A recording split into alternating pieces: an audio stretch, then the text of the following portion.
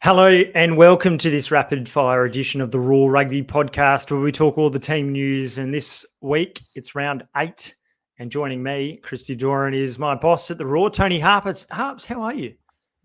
Oh, g'day. It's been a long day, actually, Christy. Always fun and games in the sports world, isn't it? So, yes, here we go again. Looking forward to another, quieter round, I guess, after last week, although it certainly didn't turn out to be a quiet round for those who were on deck during those games, was it?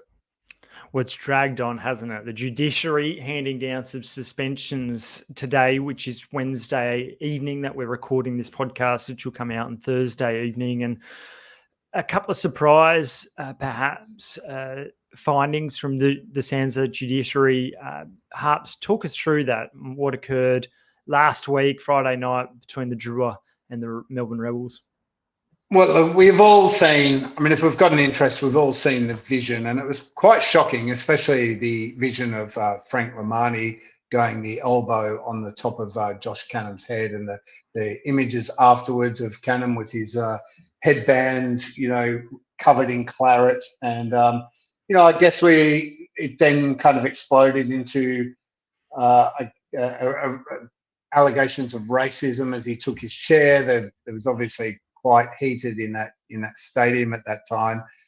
Then his teammate, and apologies to his family for my pronunciation here, but Jone Koroiduadua, who shaped and glanced Alex Maffey with a headbutt. So Lomani at the judiciary has received a 6-week suspension.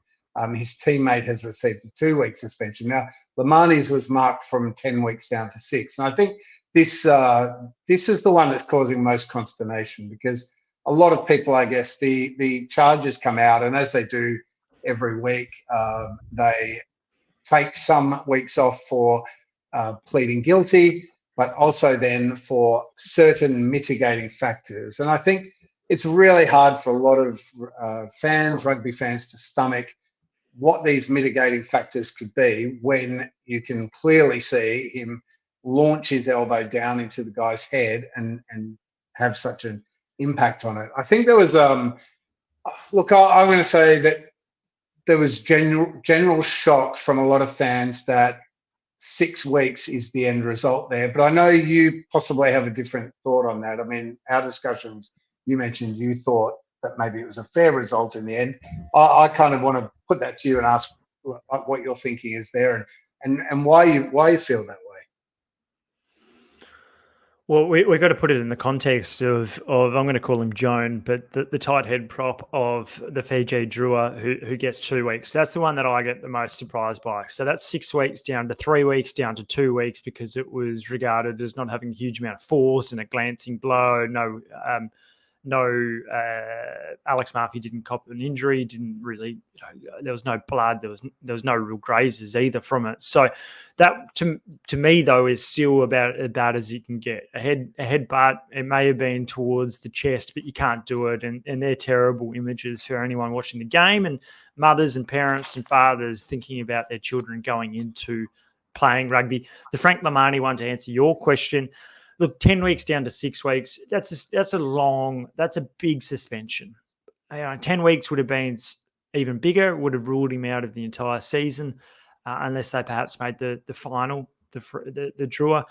6 weeks is still a big blow. And we've seen right across Super Rugby for the 30 years that it's, almost 30 years that it's been played, the competition, but especially in the last decade, it's a wheel of fortune. It's a lucky dip what you come out with, and that perhaps is why people are blowing up. I still think 6 weeks is a long one, and I know I've spoken and I've heard other former Wallabies say, look, halfbacks will always try to get rid of the clean out player, and they get frustrated because they're trying to play the ball, and generally speaking, they'll use their wrist or perhaps part of their arm, but they're not going to elbow him at the back of the head. And I know that people have been talking about UFC, and one of the few things that's outlawed in that is elbows to the back of the head, because it's about as bad as it can get. I'm not trying to downplay that, but I think at the same time, it's not like it's not a headbutt where you're staring the man down, looking at him, and then reacting there. This is more caught up in the moment, and I think 6 weeks is still a reasonable suspension where it's so plainly clear that it's unacceptable. My issue, I guess, is with this other relevant mitigating factors, and I think if they were prepared, and I know, as you mentioned, that this is quite normal for them to not go into detail here, but I think a bit of transparency around that to make it clear where they've come up with this, how they've found this reduction. I think people might be able to swallow it a little better. You talk about, what about the kiddies? I think the mums and dads and coaches are going to be just as disgusted at seeing someone stand there with a completely helpless player underneath them and to do what that guy did. But there's no doubt that there's lessons to be learnt, isn't there? And I think Super Rugby really does need to start looking at itself in the mirror and going, well, why aren't we being more transparent? Rugby's been one of the sports that's tried to take a really proactive, strong stance regarding concussion. Now, we know Josh Cannon's missing this weekend against the Highlanders. That's a big blow. He's a second rower on the rise and has definitely got Wallabies aspirations. He's missing the game as a result of I'm not sure how many stitches are there, but some people were saying upwards of 20. That's bad. You look at rugby league, the NRL, they seem to be much more transparent with their judiciary process. It's pretty open. You can see it. I've never, ever seen anyone actually have access to footage or be able to attend it. It's all done on Zoom, and it has been done online for 10 years I know of, and probably before that longer. And this comes back to SANZAAR, Super Rugby, the governing body that runs the tournament, always having this veil of secrecy behind it. And that is an issue. And it's not just been a recent thing. It's all matters that you never see. And I think people get frustrated at the lack of accountability that comes from it. And in this case, the lack of transparency. So that's something I can totally appreciate. I think it's probably good to leave it there. Obviously, in between us speaking and the podcast coming out, there might be some action on the other unsavoury incident that came out of the game, but I think we can probably leave that one until SANZAAR does get their act together on that investigation and we get some closure on that. So maybe we, it's meant to be a quick rapid fire pod with only 4 games. Should we dive into what those games look like? Yeah, good point, Harp. Thanks for keeping me on track here. But, the first game of 4 this weekend, Moana Pacifica up against the Queensland Reds. Moana Pacifica, heavy outsiders, and that's they've only won 2 games, but at the same time, the Queensland Reds are coming off the back of consecutive defeats to the Brumbies and the Western Force.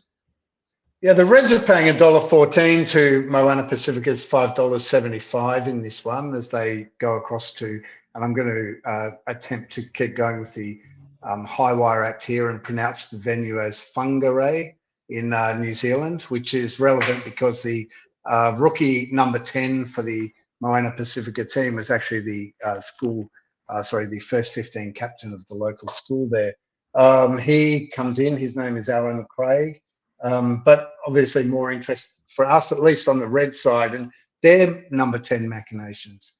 Harry McLaughlin-Phillips is back in that jersey with Tom Liner left out altogether with Lawson Crichton coming onto the bench because of his better utility qualities. I wanted to get your opinion on whether this is a good thing to freshen up Tom Liner, whether we're maybe underplaying him in a season where we really want to be getting some decent, and this is a game where perhaps he has a bit more time and a bit more ability to influence things. Like, do you think they're making the right decision?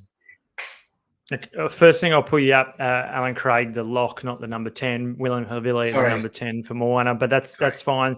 Know what you were talking about there. But yeah, it's a reasonable question, and it's back-to-back weeks in terms of the Reds, with Harry McLaughlin-Phillips missing out last week or 2 weeks ago for their loss 20-19 against the Brumbies, and they had Lawson Crichton on the bench rather than McLaughlin-Phillips, who's probably more of a 10 but can play at inside centre as opposed to Lawson Crichton, who covers multiple positions in that back line. And I think they've done that again. They're going Lawson Crichton can play more cover more positions on the bench, and therefore more versatile.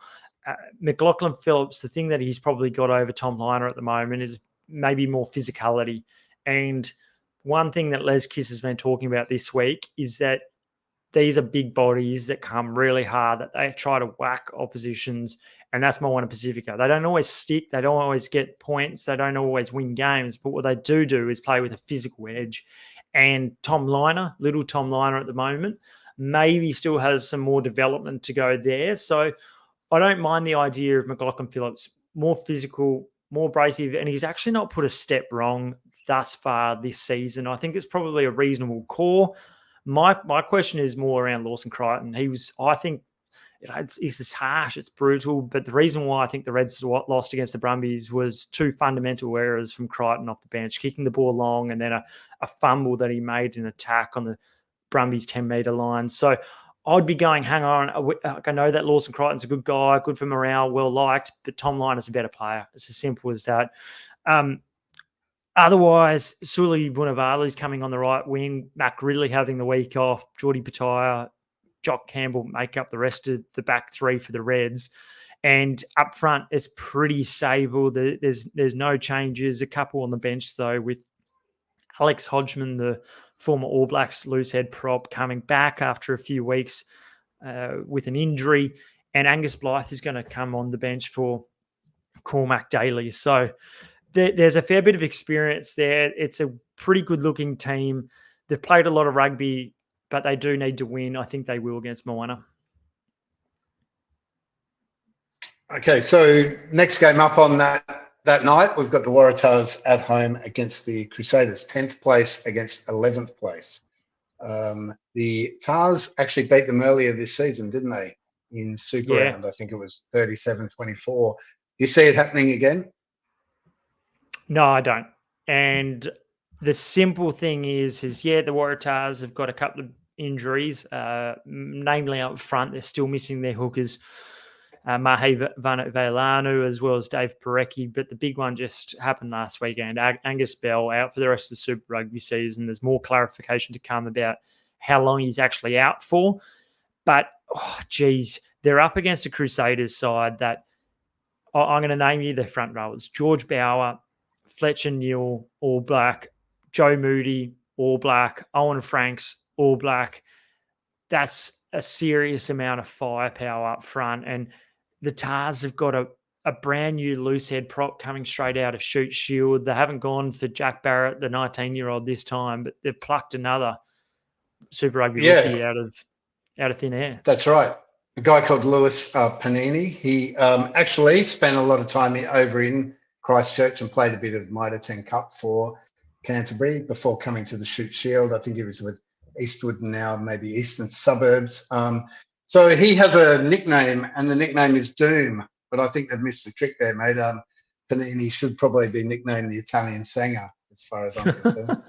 So, not bad from you. It's interesting though. You've asked me, can the Tars win? And I don't think they can. But it also actually, we've skipped over probably the big headline, which is, we've buried the lead. And if I was writing that in my copy and burying this, I don't think you'd be particularly happy. But the lead being Mark. We're coming back to it. Yeah, we're coming back to it. Mark Nwanganituasi, he's been left out, dropped. Tristan Riley in.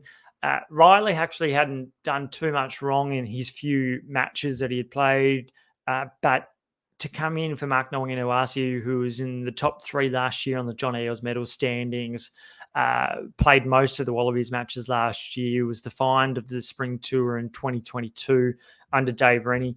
It's a big blow, and I've got to say that I think a little bit of it has to do with what's next. Nwanganituasi going to Sydney Roosters at the end of the year. Here's the chance to have you noticed someone. Have you actually noticed a drop off in his levels that you could relate to that? Do you think that maybe there is like a distraction factor here, or how are you kind of comparing his performances this season? Because I know a lot of Raw commenters this season just aren't having him. Like every time the Waratahs lose, a big finger gets pointed at him for not being the man that's turning these fortunes around. That's not stepping up to to where he perhaps should be. And a lot who are saying that, yeah, he shouldn't play for the Wallabies with his ambitions sitting in the 13-man game. I think it's maybe slightly harsh. He's not been amazing. He's not setting the world alight, but it's difficult when you've got maybe an outside centre that doesn't often pass the ball that much. And I think that's probably more the issue. The Wallabies midfield last year didn't get the ball to the outside backs at the World Cup last year. That was apparent. And those same flaws are coming into the Waratahs game at the moment, I think. And knowing Noasi, he had one or two nice runs last week, but they're not using him well enough for an attack. They're not using him in the air as a jumper. And that comes down to what's the play. And obviously the struggles up front, the fact that they're missing 4 of their contracted 7 props and their 2 first-choice hookers, by not having a tight 5 that's going to regularly compete, get you on front football, is having a detrimental impact to the back line. But, pressure's got to be on Tane Edmund. He hasn't had a good couple of weeks. There's been a couple of spilt balls. There's pressure all on this back line, and that extends to Max Jorgensen, who had some nice moments last week, but decided to offload when he probably should have just taken the ball to ground. And every single one of those Waratahs have to look at it themselves if they're going to have a result against the Crusaders 10 years after their Super Rugby title. How do you think the Mwanga Tuasi is going to react to this? Like from what you know of him and his game, like do you see potentially going into the shell here, or do you see this as maybe the moment that relaunches his last hurrah in Australian rugby? I think the evidence of what we're seeing is that every time he's had some disappointment, he's come back better. He scored a double on debut against the Crusaders in 2020 when he was a last-minute call-up. He then played a few more games, went missing in action. Similarly, in 2021, got dropped. Defensively, that was one of the big knocks on him. And in 2022, under Darren Coleman, he wasn't even in the top 30-odd players that went on a preseason fixture up to play the Queensland Reds. He was left out. He managed to find his way in and go from strength to strength. So I think that the evidence points to him having a positive reaction, and I'm sure he will. He's a likable character, and he's a guy that plays with confidence, but he's quality. And for the Wallabies to do really well too, I think he is a guy that can still play a role to play in 2024. Just quickly, the Crusaders as well. Ethan Blackadder, he's a massive return for Rob Penny's side. A quality player, really good on the ball, one of the best breakdown exponents in Super Rugby. He played 5 games only last season, and he's played 37 games since 2018. That is not much effort, not much work, is it, due to all those injuries? Yeah, well, made of glass at the moment, but he's quality. So fingers crossed that he can stay on the park. If the Waratahs are going to win it, they've got to be able to match them at the scrum, or at least not give away the 18 penalties that they gave away at home to the Rebels 2 weeks ago. But they can target the Crusaders' throw. I think their throws are about 73% their line out, which is really bad. And George Bell, really good runner of the ball, much like Billy Pollard, but he can't throw it at the moment. So I'd be going there. Jed Holloway is second on the line out and steal. So there's a couple of stats for you. I know you're all about your stats, Harps. The third third game's going to be a cracker. Sorry, just before that one, Ned Hannigan and Langy Gleeson are also back, and I think Ned's been a real shining light in a struggling team this season. So yeah, I just want to make sure they get their flowers as well. I know you love Ned Hannigan, but he is playing some good rugby as well. It's going to be a New Zealand derby to start things, and this is probably the match of the round to look forward to. The Hurricanes and the Chiefs, 2 teams in the top 4. The Hurricanes undefeated so far, despite the fact that the Blues are ahead of them on points differential. This is going to be a cracking game. And the Hurricanes are outsiders at $2.02 to the Chiefs $1.80, even though they've yet to lose a game, and the Chiefs have dropped 2. Obviously affected when D-Mac hasn't been in the lineup as well. The Canes have gone for a 6-2 bench split this time in preparation, I guess, for a physical war against the Chiefs. TJ Perinara is back at number 9 to start after Cam Roygaard's unfortunate injury that's that's ruled him out. We have Cortez, Ratima, and DMAC at 9 and 10 for the Chiefs, where Wallace Satiti is named at number 8 again after making his first appearance last week at number 8 and doing so well. Sorry, last outing and doing so well. It's going to be an awesome one. It's probably, you wouldn't be able to back either team with complete confidence. I will say the Hurricanes, though. I think playing at home, I think that's a big difference. Their backline's been really impressive. You don't lose much by TJ Perinara coming in at halfback, but I like the back row for the Canes. Shields, Iosi, who's been probably the player of the tournament so far.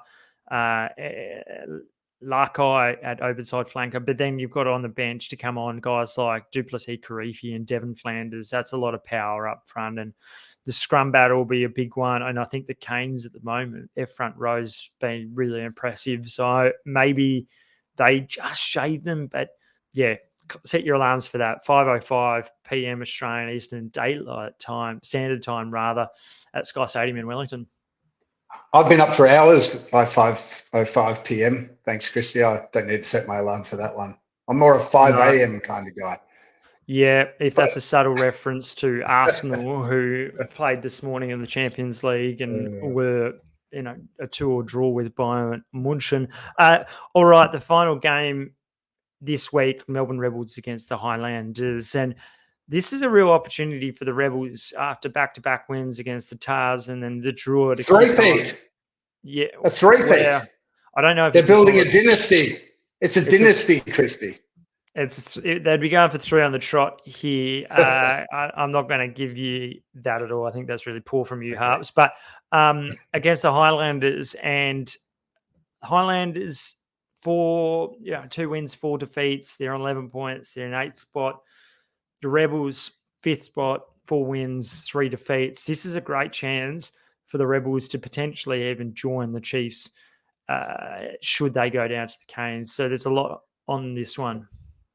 Yeah, and Carter Gordon's up against a rookie number 10. I'm pretty sure this guy's not a lock, but an actual number 10, AJ Falafaja. And they've got 2 young guys coming off the bench as well. So, as you say, there's opportunities there.